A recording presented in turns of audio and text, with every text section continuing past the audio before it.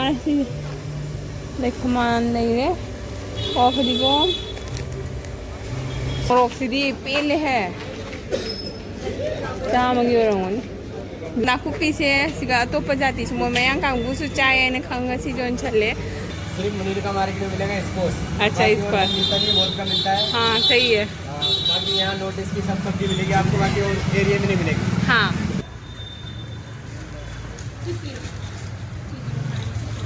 हमने हंगी ममल हिंगे खंगो मिनारसी सिगा लेरे मयोम सिगा बेग अमगा लेरी सिना चाम जांगे अदो अंगौबदगी अंगांगबसिना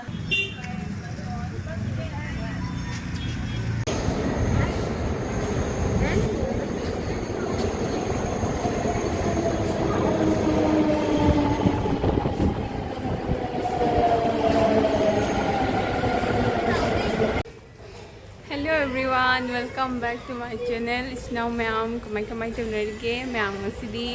मुनिरका बाजार मैम कोई पुलगे मैं मुनिरका बाजार लाइनी अदो अखोई जौरे सिसे मुनिरका की स्टेशन नंबर 3 की गेट तगी थोगा अखोइसे बाजार फंगदोइनी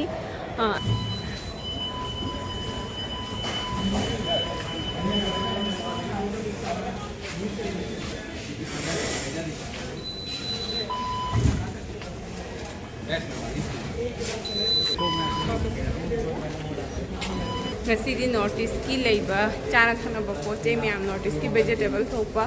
adu dukan pro to explore tawrase ga no makha tana manung deina ma mobile taw ani hai crack ni se myam hai crack isingi hai crack kitna ha 30 ka kg kilo makha dilu ba kuntra yumlak to mai taw indra छुआने रो दुकान मचा मचा पोरगला के हां सिगगी होरे ma'am सिसे कई no हम तो जेंगे के ले लाइक खमान होय मारे सी लाइक खमान लेरे ऑफ दिगो सिदी खंगदे कई मनानो ना ये हैना रा खंगदे उमरक थांजिंग सी कई नो थमना से पपाया लिप ओ थबी मना डेंगू नाना बगी लाके सिगा सोम लेरे अस पेले सिगसु सी कइनो से लोमबरा लोमबो मानसी सिगा लेरे म हवाय मुबिदो हमेना खाबी सिगा लेरे जौरे मैम नॉर्थ ईस्ट की कहीं से मुनीर का सुमाई लो फमीरो मार्केट में नते दुकान दा ओ कई लेबदो जेंगा चखीदी 3 पीस सु लेरे दुआदा बुलडक कई का लोई लेरे हपान ले हां इचे 180 ओनली मरफूरो मरफूरो चामगा मरफूरो हिदी चपरा गेसी कना चिकनो सिंग चना मरारो जेना मरारो सिना पापी मरा माल लौगदरा ने लौब होगरो सिरा कदरो साइनो अच्छा सिगा टेंग नाओ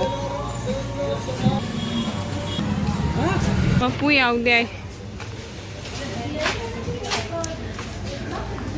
असुमाइने चंगा लेबको सोंदा मार्केट तौर चंगा लेबा सिगना कोबी मसोय अदुगा सिदी कइनो खंदे मना मसिंग अस मोरक सिदी पेले है चामगी ओरंगनी भी मोरक लो कइनो खंदे मोरक मने नुसीबदरा मने नुसीबा मोरकदरा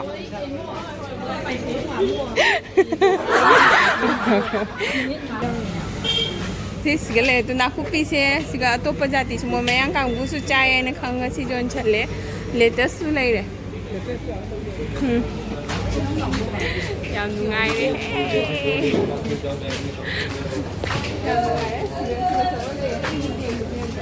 ꯑꯩꯈꯣꯏ ꯍꯥꯟꯅ ꯌꯦꯡꯊꯣꯛꯈꯤꯒꯦ ꯄꯦꯔꯨꯛ ꯂꯩꯕ꯭ꯔꯥ ꯁꯤ ꯃꯌꯥꯡꯕ ꯃꯌꯥꯡꯕꯁꯤ ꯂꯣꯏꯈ꯭ꯔꯦ ꯃꯌꯥꯡꯕꯁꯤ ꯀꯃꯥꯏꯅ ꯄꯤꯒꯦ 50ꯗ ꯑꯣ ꯑꯩꯈꯣꯏ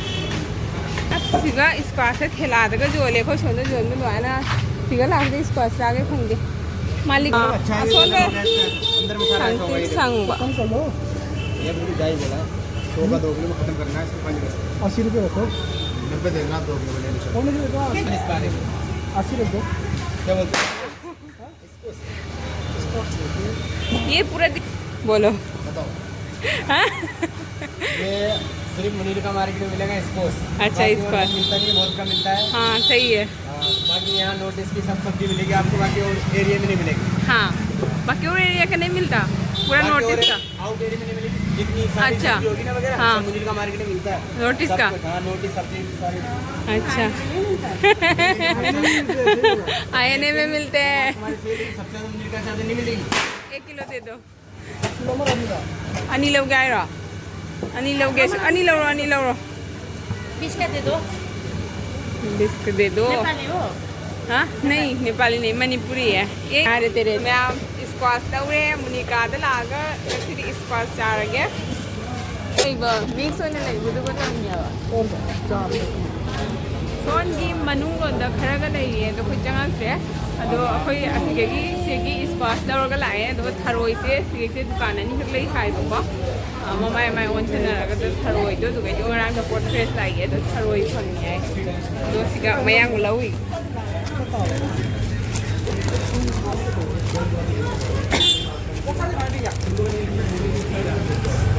तादब्रो किलो येंदेम से कमाई पीबा 50 ngata येंदेम में lau hamen si lau ra chana ba pon ngata asi su chana bani ko lafu tharo si di kamain pi kya kaya hai ba 160 aduga sai no sa Sino kaya si 250 ro? Ha? Uma. Lâu rồi rồi. Khối lấy bấm phong đồ Nga cha bây giờ đi. Đó, Nga lâu rồi kìa. Cả có bị gì mà pu lấy thế. Đó. Naku piece lấy bra. Jenam.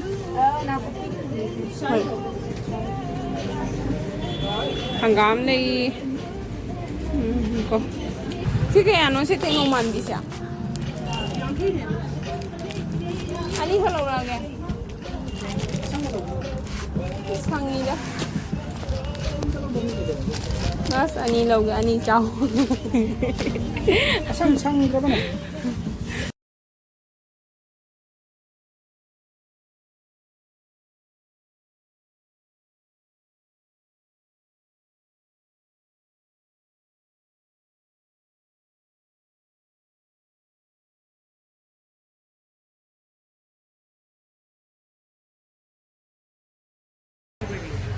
ये kilo ये कितना हुआ ये वाला नहीं जेनम नाकुपी हाँ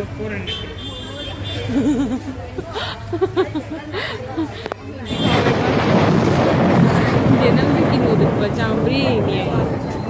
दो जेनम से किलो दुपा चांबरी नहीं आई ये कितना हुआ 1 पाव होगा वेट करना पड़ेगा एक बार दिखाओ तो बहुत ज़्यादा हुआ 140 चाम निफू माइ खर स्कैम तब माले तो बुदे जेंगे सिगा कारोना खा बिसुलाई मैं कब से 3 बार आ चुका अब नहीं ना रेट नहीं बोलते 200 रुपए किलो ले बेचते हैं इसीलिए काट के पा देगा सबको ऐसे सिगा ना हम पिरम में और ये कैसे देते हो किलो 60 ये तो इधर का ही माल दिल्ली का माल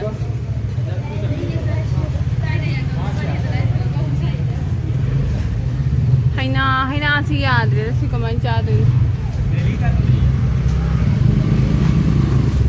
आप हमें नोटिस वाला फील दिला के खरीदवाने के लिए कोशिश कर रहे हो। यार को मजा है ना। कोशिश तो मेरा ये होता है सब खाना खाए। लो किलो नहीं लूँगा किलो मखाई में लो।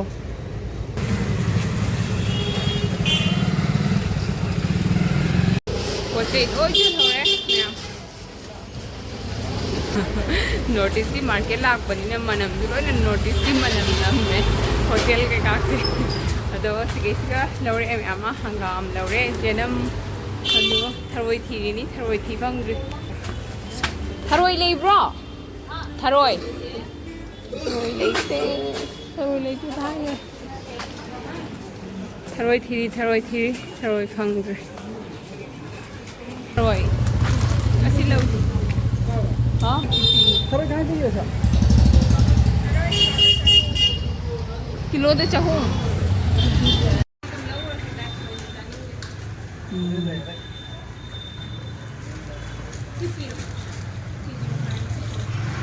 आप रूम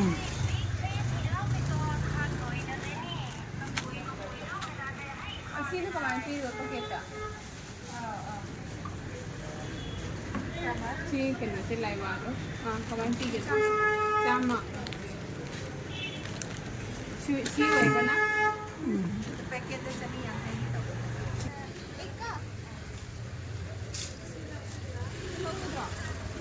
तो दोगे तो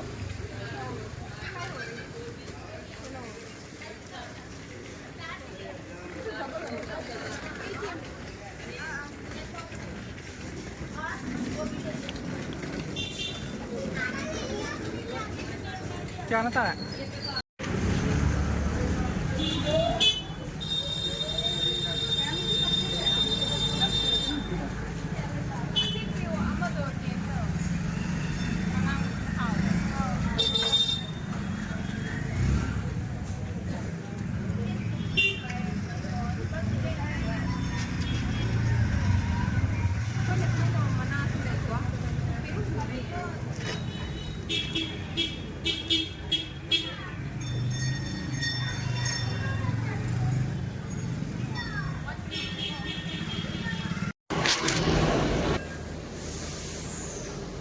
मैम बाजार लोरे बाजार लोरगा थोले दोइदि कोई खरा थेंग्रे हाइना प्रपप तौरगा लाए दो मेट्रो सु याम यांगा फांगे हजी मेट्रो तोंगे ने तौरी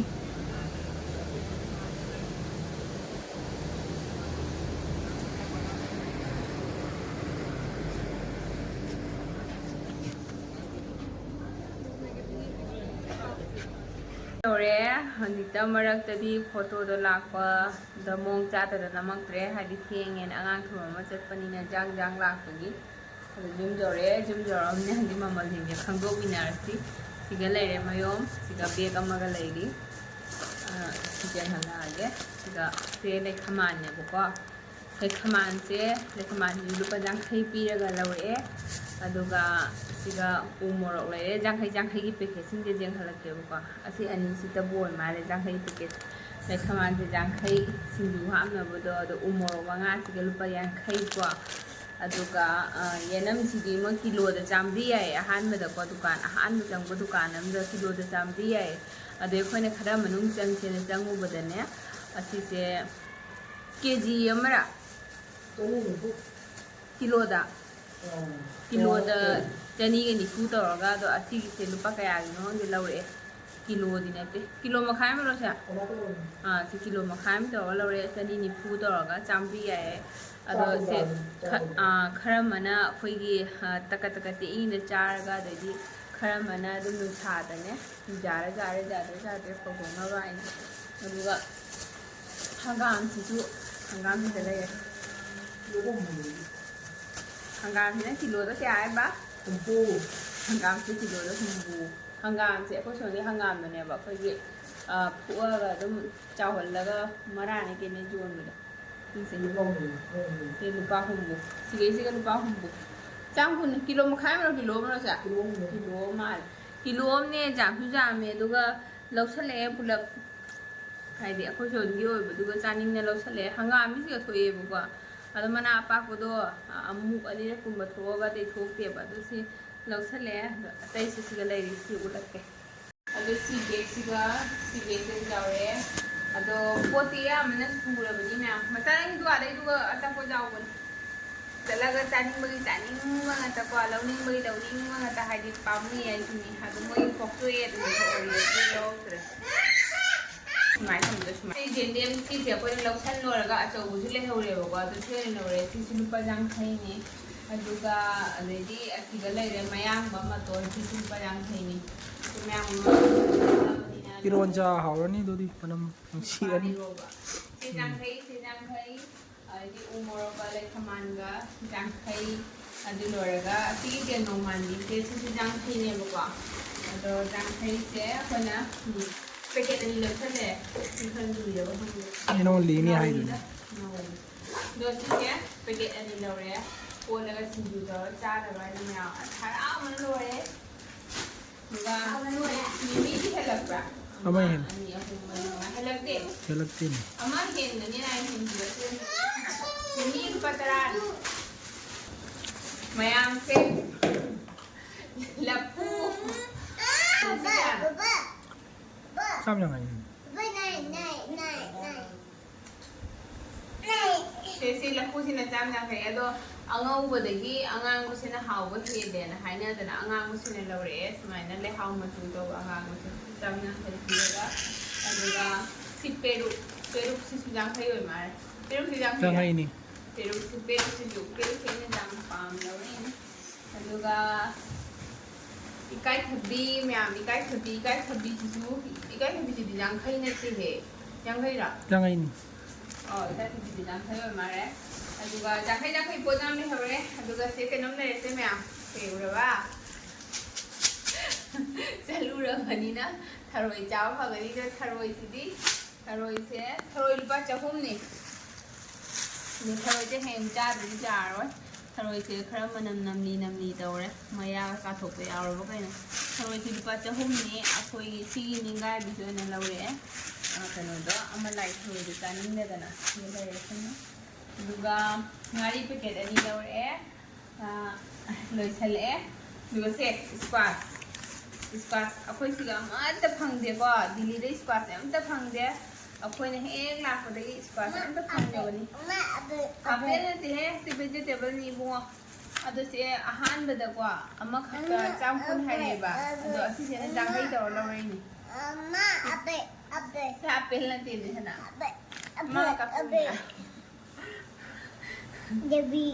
ꯑꯄꯦꯜ ꯅꯠꯇꯦꯁꯦ ꯍꯣꯔꯦꯟ ꯆꯥꯛ ꯉꯥꯜꯂꯒ ꯆꯥꯎꯔꯪ ꯈꯪꯉꯕ ꯑꯁꯤꯅ ꯀꯤꯂꯣꯗ ꯂꯨꯄꯥ 50 ꯇꯧꯔꯒ ꯀꯤꯂꯣ 2 ꯇꯧꯔꯒ ꯂꯧꯔꯛꯑꯦ ꯑꯗꯨꯅꯤ ꯃꯌꯥꯝ ꯉꯁꯤꯒꯤ ꯃꯨꯅꯤꯔꯀꯥ ꯕꯖꯥꯔ ꯆꯠꯂꯨꯕꯒꯤ ꯑꯗꯣ ꯏꯆꯤꯟ ꯃꯌꯥꯝ ꯍꯥꯏꯗꯤ ꯁꯥ ꯉꯥ ꯀꯩꯀꯥ ꯆꯥꯕ ꯀꯥꯡꯕꯨꯒꯤꯗꯤ ꯁꯥꯁꯨ ꯃꯌꯥꯝ ꯂꯩꯍꯧꯔꯤꯕꯀꯣ ꯑꯣꯛꯁꯨ ꯑꯗꯨꯗꯒꯤꯗꯤ ꯉꯥꯔꯤ ꯑꯌꯥꯏꯕꯁꯨ ꯑꯩꯈꯣꯏ ꯐꯅ ꯅꯝꯊꯤꯔꯅꯤ ꯁꯤꯗ ꯆꯥꯗꯕꯅꯤꯅ ꯂꯧꯔꯛꯇ꯭ꯔꯦ ꯌꯥꯝ ꯂꯧꯅꯤꯡꯕꯅꯦ ꯑꯗꯣ ꯁꯤ ꯂꯧꯔꯛꯑꯦ ngapurum le oiduni ngapurum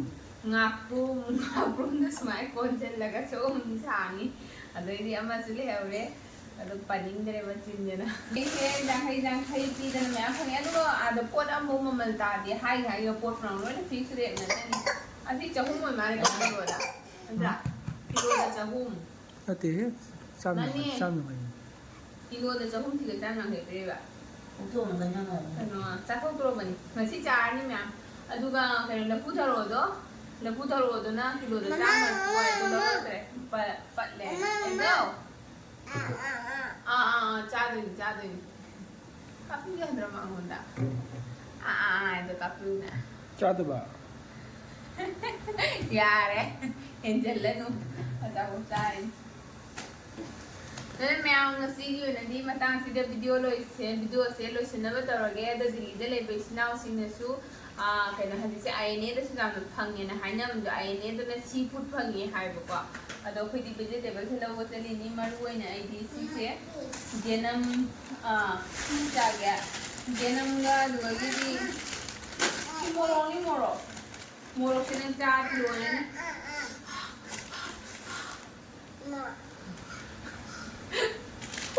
ꯁꯤ ꯑꯁꯥꯕ ꯃꯣꯔꯣꯛ ꯊꯝꯕꯅꯤ ꯃꯣꯔꯣꯛ ꯌꯥꯝ ꯄꯥꯏꯌꯨ ज़रा हम पी रो मिमी तो ये ज़रा हम पी रो दो ज़रा नोई चामिनो चलो अदरी मैम हादी को कहीं मुनकालदी वेजिटेबल को ना फंगोगे दिल्ली से गुजरात ना चलपीरो चलगा पोचेगी फंगद पोन तनिया ममली तादबनी सुलोने लेहौरे उखोई लेहौरे लाइवा लेहौरे फोक्चोय लोई लेहौरे पोटनम लेहौरे अखोना चारिंग पोटनम अयाब फंगब याय अदुदोनी अदो ममली फंगदब मफमद फंगबनिनाको अदो लौसल्ले Ini memang sesuatunya tentang video solusi now memang channel se support boleh pinu matang mana ono go content ngam number same pura la share video nabi thank you so much bye bye